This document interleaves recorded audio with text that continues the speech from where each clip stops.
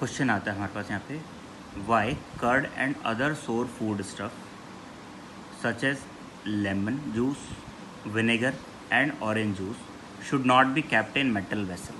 अब metal vessel में क्यों नहीं रखना है किसी खट्टे सब्सटेंस को? देखो, कोई भी खट्टा सब्सटेंस होता है उसके अंदर क्या होता है, एसिड होता है। अब एसिड क्या होता है, मेटल के साथ रिएक्ट करता है। जब वो एसिड मेटल के साथ रिएक्ट करेगा तो क्या बनाएगा, मेटल सॉल्ट। कुछ मेटल्स ऐसे होते हैं जिनके सॉल्ट जो होते हैं पॉइजनस होते हैं, स्पेशली कॉपर एंड ब्रास। जो कॉपर और ब्रास के जो मेटल हैं, इसके जो सॉल्ट बनेंगे एसिड के साथ, वो ना पॉइजनस होते हैं।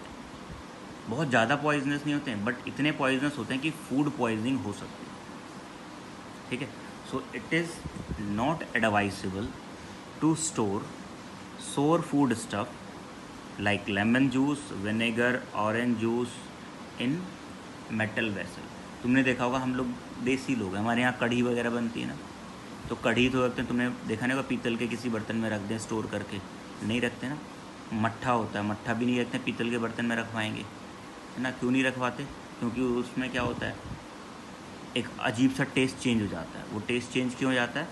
क्योंकि वो मेटल का सॉल्ट बन जाता है और जो कि पॉइजनस होता है। उससे क्या होता है, फूड पॉइजनिंग हो जाती है। इसलिए कभी हम स्टोर नहीं करते कढ़ी को या फिर मट्ठे को या फिर दही वगैरह को किसी पीतल के बर्तन में या तांबे के बर्तन में। ठीक है।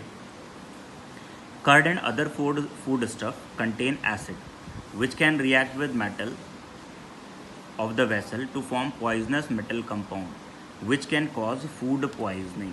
ये वर्ड, फूड पॉइजनिंग ना हो जाए इस वजह से हम उन्हें स्टोर नहीं करते, एंड डैमेज आर हेल्थ। तो इसलिए हम कोई भी सोर फूड सब्सटेंस जो है उसे किसी मेटल वेसल में नहीं रखते। फिफ्थ प्रॉपर्टी हमारे पास, acid react with metal carbonate and metal bicarbonate. ये रिएक्शन इंपॉर्टेंट है। ये जो रिएक्शन है ना, ये रिएक्शन इंपॉर्टेंट है। दो रिएक्शन है यहाँ पे, एक ये वाली और एक ये वाली। दोनों ही रिएक्शन इंपॉर्टेंट है।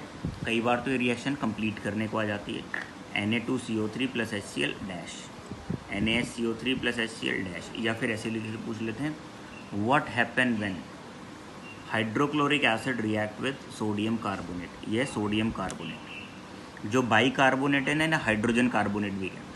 अब सोडियम कार्बोनेट जब HCl से रिएक्ट करेगा, सॉल्ट बन गया NaCl plus carbon dioxide plus water. इस रिएक्शन में कार्बन डाइऑक्साइड इंपॉर्टेंट है, बहुत स्ट्रेस दिया जाएगा इस कार्बन डाइऑक्साइड। क्वेश्चन बनेंगे आगे देखो। सोडियम हाइड्रोजन कार्बोनेट कह दो या फिर सोडियम बाइकार्बोनेट, एक ही बात है। सोडियम हाइड्रोजन कार्बोनेट बोलो या सोडियम बाइकार्बोनेट, एक ही चीज़ है। अब ये सोडियम बाइकार्बोनेट जब HCl के साथ रिएक्ट करेगा तो भी NaCl H2O CO2 बने। अब इन दोनों में डिफरेंस क्या है?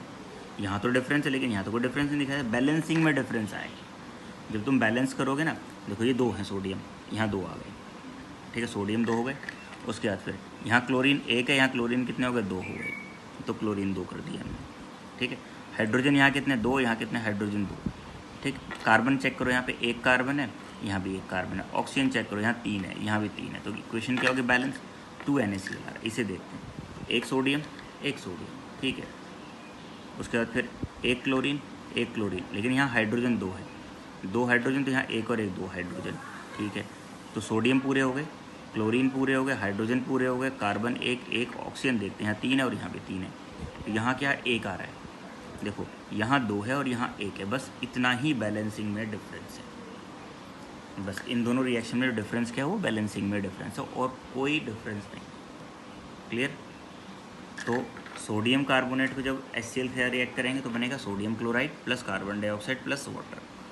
ऐसे ही सोडियम बाइकार्बोनेट को रिएक्ट कराओगे तो भी sodium chloride plus plus water plus carbon dioxide. अब ये वो कार्बन डाइऑक्साइड जो है, इसकी इंपॉर्टेंस क्या है, वो तुमसे पूछेंगे, how will you check the presence of carbon dioxide, या फिर how will you test that carbon dioxide is evolve during the reaction. इस रिएक्शन में कार्बन डाइऑक्साइड इवॉल्व हो रही है, कैसे चेक करोगे, देखते हैं ब्रेक के बाद नेक्स्ट वीडियो में।